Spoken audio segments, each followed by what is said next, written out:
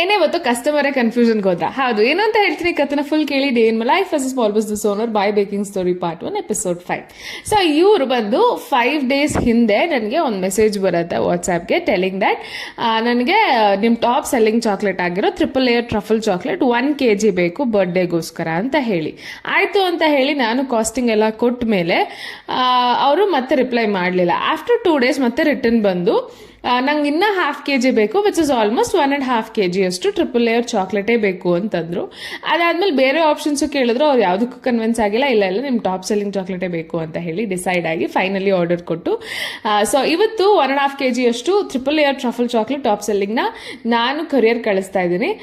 Suppose ನಿಮಗೂ ಏನಾದರೂ ಈ ಥರ different types of home made chocolates ಬೇಕು ಅಂತಂದರೆ ಕಸ್ಟಮೈಸೇಷನ್ ಅವೈಲಬಲ್ ಇದೆ. DM ಮಾಡಿ ಸ್ಕ್ರೀನಲ್ಲಿ ಕಾಡೋ ನಂಬರ್ಗೆ. Until next time, tata bye, have a great day.